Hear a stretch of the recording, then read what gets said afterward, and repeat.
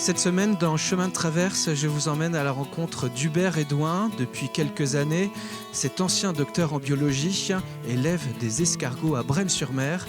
Et vous allez le voir, il expérimente aussi son propre potager en permaculture. Bonjour Hubert. Bonjour. Merci de nous recevoir ici, à Brême-sur-Mer. Nous sommes à 2 km environ de l'océan. Ça s'appelle la Bicoque ici ? C'est la Bicoque, ouais, c'est le nom que j'ai donné à cette installation. Alors une installation qui date des années 2015 à peu près. Hein. Vous avez construit la maison vous-même ? J'ai fait ça moi-même, ouais. C'est un bâtiment agricole que j'ai fait moi-même, à mon goût aussi. Alors cet espace, vous l'avez totalement créé, la maison, les cabanes qui sont mieux que des cabanes d'ailleurs, l'élevage d'escargots qu'on va aller voir, le jardin en permaculture où vous expérimentez pas mal de choses, pas que du potager, hein, des petits fruits. Tout ça, c'est pas arrivé en tout cas par hasard. Hein. La science de la terre, la biologie, c'est quelque chose que vous connaissez. Finalement, c'est un peu le fruit de tout ça que vous mettez à profit ici. Oui, c'est exactement ça. En fait, moi, si je suis devenu biologiste, docteur en biologie, c'est que j'avais une passion pour ça depuis tout enfant. Et ma passion, elle a commencé au jardin, elle a commencé avec mon grand-père qui avait des aquariums, avec des petits élevages comme ça que je faisais chez mes parents. Et bon, je m'en suis éloigné en tant qu'expert après ça en océanographie, en microalgues, mais pour moi c'est un petit peu un retour et c'est de la biologie telle que je l'apprécie. Et pendant longtemps, vous avez fait des conférences dans le milieu des stations thermales pour enfin vous poser ici à Brême-sur-Mer. Oui, c'est exactement le terme. Hein, c'est-à-dire que j'ai beaucoup couru en France, hein, parce que les stations thermales, il n'y en a pas tellement en Vendée, vous le savez. Donc c'est les Pyrénées, c'est les Alpes, c'est l'Est de la France, c'est aussi le centre avec le Massif central. Et à courir comme ça, finalement, on se fatigue beaucoup. Et vraiment, quand je suis arrivé ici, je me suis posé en Vendée et ça fait du bien.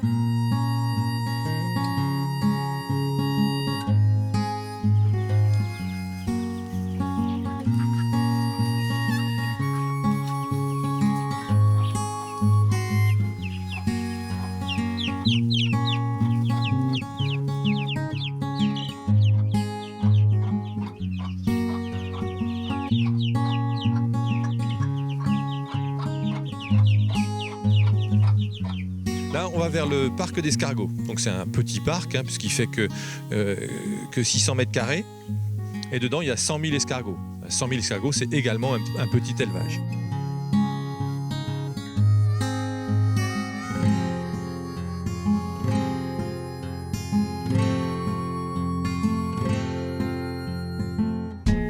Voilà, nous voilà dans le parc. Donc le parc, on essaie de reconstituer des conditions dans lesquelles les escargots vont être le mieux possible, hein, sachant que mieux ils sont et meilleure va être la croissance derrière. Donc ce qu'on fait, c'est qu'on va laisser un peu de végétation, voire beaucoup de végétation, ça maintient un milieu frais, donc pour eux c'est mieux. Et puis il leur faut ce qu'on appelle des surfaces de collage, donc ici c'est des tuiles, hein, parce que dans l'environnement, ils aiment bien les éboulis de cailloux, etc. Hein. Donc la tuile, ça représente bien ça. Ils aiment peut-être être à l'ombre aussi ? Ils aiment être à l'ombre. Ouais, alors, il y a plusieurs épaisseurs de tuiles. Ils sont cachés là en fait. Ça maintient de la fraîcheur. Hein. Une tuile, elle va chauffer en surface, mais elle va aussi chauffer recto verso. Hein. Voilà. Donc il y a plusieurs épaisseurs de tuiles et en dessous des dernières tuiles, ils sont vraiment presque au frais, je dirais. Hein. On va les voir. On va les voir. Donc là, ils sont là. Donc c'est la matinée. Donc ils sont encore relativement en surface. Hein. Voilà. C'est le petit gris. Le petit gris, c'est l'escargot d'ici, hein, c'est l'escargot naturel. Il y en a d'autres, il y a l'escargot de Bourgogne, mais on ne le trouve pas dans la région. Il y a le gros gris, qu'on va beaucoup trouver en élevage, mais qui n'est pas du tout un escargot d'ici, qui vient d'Afrique du Nord. Un escargot, il y en a des tas d'espèces. Ils sont tous comestibles, les escargots terrestres sont tous comestibles. Ces escargots, ils vont pouvoir être transformés au bout de quelques mois, combien de temps ? Oui, alors on les met au mois de mars et on les récolte au mois de septembre. Sachant qu'il y en a qui sont déjà adultes vers le mois de fin juillet, je dirais. hein. Donc en 4 mois, 5 mois, on peut avoir des escargots qui sont adultes. La croissance est très rapide. Ce qui est intéressant, c'est que vous savez ce que vous mangez, les visiteurs savent exactement ce qu'ils consomment, alors que bien souvent, dans l'industrie, parfois, on n'y prend pas garde, mais on croit manger de l'escargot, mais c'est pas tout à fait ça. Oui, bah vous savez aussi bien que moi, tout le monde de tout temps a cherché à faire du rendement économique et pas forcément du rendement de qualité. Donc, dans le temps, il y a 50 ans, pour remplacer l'escargot, on prenait du mou, hein, et on mettait ça dans des coquilles en faisant passer ça pour des escargots avec une bonne sauce, ça peut passer.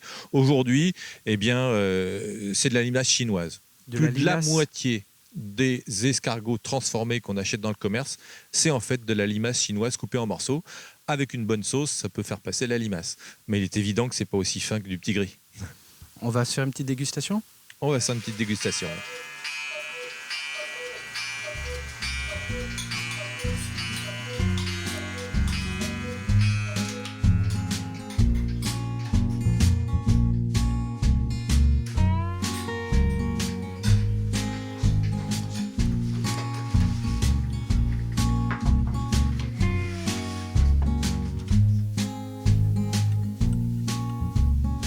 Alors Hubert, c'est un apéro escargot que vous nous proposez là. Voilà, c'est une des façons dont on peut déguster l'escargot. Ici, c'est un apéro, donc on peut faire ça chez soi, il n'y a pas de souci. Il suffit de faire chauffer les escargots et de les disposer sur des petits toasts, ou alors, ce que j'aime bien, c'est mettre ça dans un petit poêlon un petit peu chaud et préparer des petits bouts de pain, et puis chacun se fait sa petite tartine en passant. Et c'est quelque chose qui est bien apprécié quand même. Ouais. Et ça, vos visiteurs en profitent quand ils viennent visiter la bicoque. Tout à fait. Je commence Allez-y. Ok.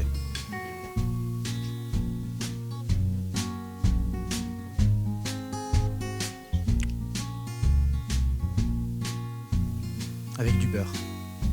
C'est des escargots, du beurre, de l'ail, un petit peu de persil, et puis 2-3 petites choses en plus, mais globalement c'est ça. Ouais. Bon, c'est meilleur que la limace. C'est mieux que la limace certainement. Puis ceux-là, on sait d'où ils viennent, hein. Ils ont parcouru 10 mètres pour venir jusque-là. Bon, il y a la transformation, mais sinon on sait d'où ils viennent.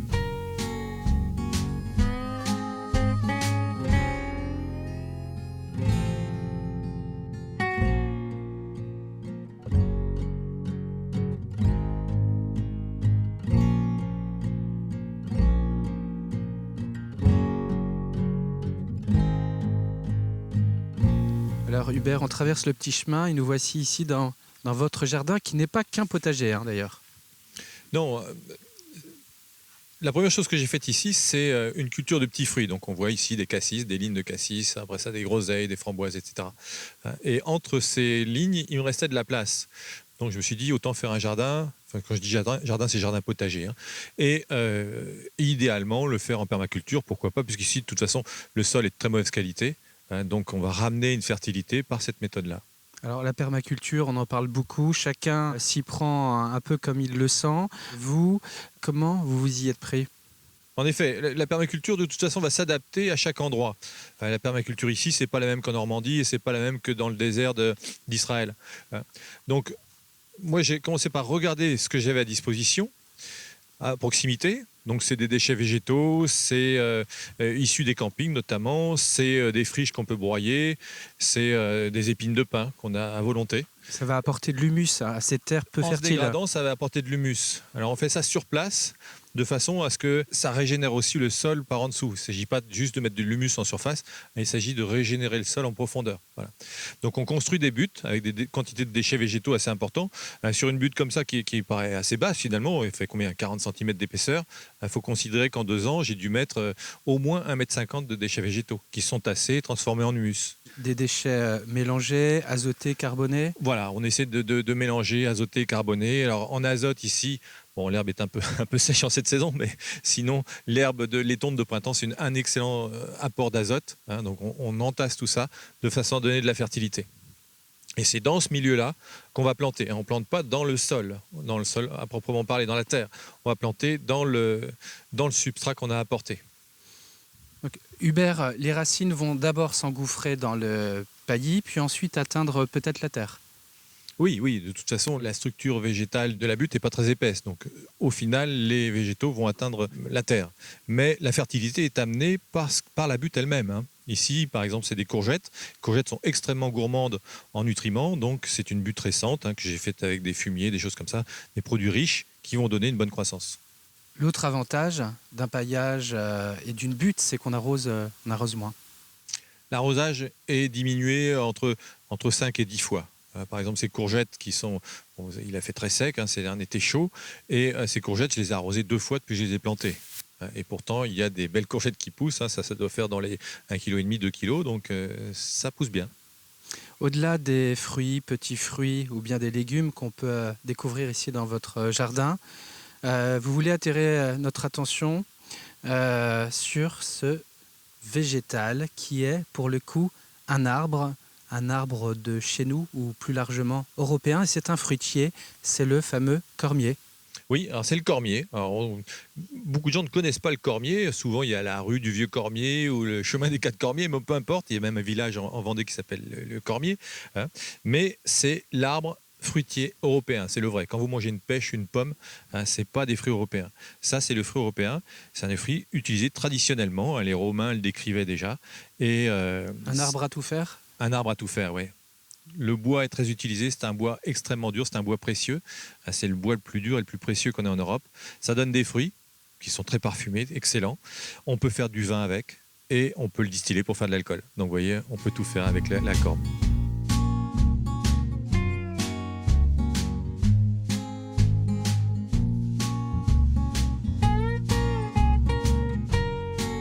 Hubert, il y a certains légumes et fruits que vous transformez ici, tout comme les escargots. Et encore une fois, les visiteurs peuvent en profiter en venant vous voir. Parce que la Bicoque, à Brême-sur-Mer, c'est ouvert non seulement à la belle saison, mais vous avez l'idée d'accueillir des groupes quasiment tout au long de l'année ? Oui, la belle saison, évidemment, il y a les gens qui viennent sur la côte, qui sont intéressés par visiter des choses un petit peu nouvelles. Mais j'ai déjà commencé cette année à faire visiter des groupes d'associations ou des EHPAD ou des groupes scolaires qui sont intéressés aussi par voir cette chose un petit peu originale.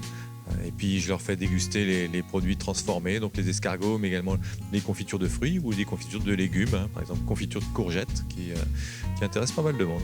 Et quand ils repartent, ils ont quand même pris tout un tas d'informations, de connaissances sur vos expérimentations, que ce soit sur l'élevage des escargots ou bien ici sur ce jardin en permaculture. Merci Hubert, j'étais content de vous rencontrer.